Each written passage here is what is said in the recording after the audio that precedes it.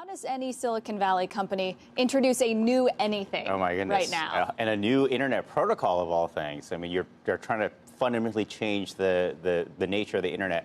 I think it's an important move. It's not just Google. Actually, a lot of people in Silicon Valley have looked to try to make this change. Partly, a big part of it is to prevent hacking. There's a lot of hackers trying to get in at this sort of root level.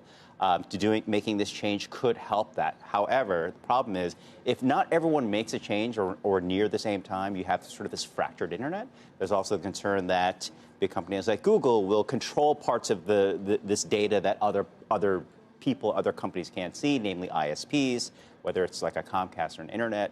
So I think it's a necessary change, but it's one of those changes that has to happen kind of more in lockstep. But if it is necessary, Joanne, I mean, is it the sort of thing that a company like Google should be developing hand in glove with lawmakers and regulators right there in the room with them at this point? Yeah, I think you've hit the issue right on the head there, because what we're talking about here is primarily consumer data and what happens, who owns it, who has access to it, right? So the concern, primarily the initial concern with Google, is a competitive concern with wireless and cable and what happens because they can't access that consumer data. I actually think a larger concern could be this government, regulatory, investigative kinds of concern, because when they change the protocol, when they're encrypting this traffic, it means that also government agencies are going to have a harder time cracking down on disinformation, misinformation, on abuse of data. We just saw that huge story in the New York Times about child pornography. It's going to be harder to crack down on those sorts of things the more that you encrypt this data and the more that Google controls it. I think the question of who regulates the data, you could sort of akin to, governments are regulating currency, right? If it's become a sort of a way that things flow and get exchanged one with the other, the Silicon Valley has always long been ahead of the government in terms of how these things are regulated, which is why they keep talking about we need to self-regulate or we should let us self-regulate. That, of course, is changing, given everything that we're seeing with the fallout with whether it's just hacking or disinformation or, right, as Joanne pointed out, with pornography and child porn. It's terrible. Andy Kessler writes in the Journal today in the op-ed page, Silicon Valley goes soft. He says attacks from media and government have cowed tech firms from making bold moves. And an extremely bold lead to this op-ed is, I miss Travis Kalanick. He misses the brazenness of Mark Zuckerberg when Facebook's mantra was move fast and break things. I mean, do you think it's gone too far in the other direction? I think that's a pretty extreme argument to make. I mean, look where we are now. And it's not just, you had WeWork last week, you had Uber, you have these companies that have these big, charismatic leaders that get these extreme valuations. That's what's led us to this technology bubble that we're in. It's really... You think it's a bubble? I do think it's a bubble. I mean, particularly when you look at the non-tech firms, right? If you're looking at WeWork, Uber, Lyft, even Jewel, these are the companies that have had difficulty, right, with their valuations, that have had these crazy valuations. It actually reminds me a lot of 2000.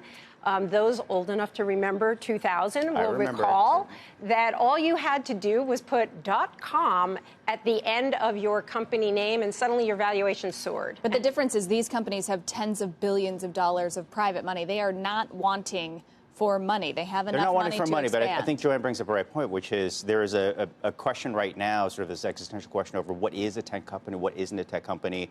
Are they just trying to put this, it's the equivalent of putting a .com after their name to get these sort of tech valuations, which is why we're seeing this pullback right now, right, on the IPO market. So I think on one hand, there is this sort of brazenness, this sort of cowboy attitude with some of these startups. On the other, the idea of this op-ed that, oh, you know what, that we need to let them off the hook a little bit so they can really continue to innovate.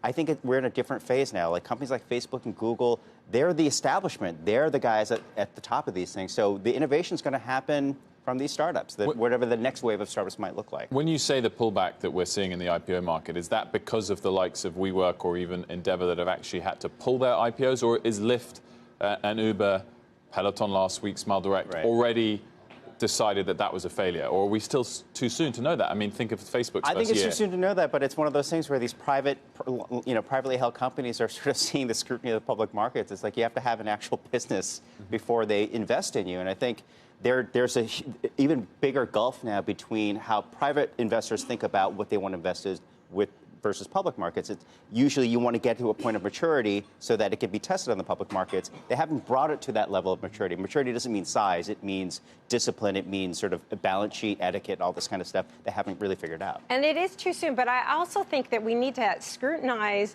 the people who are putting in the valuations, the investors, the VC community, that they're the ones who are bidding up these phenomenal valuations.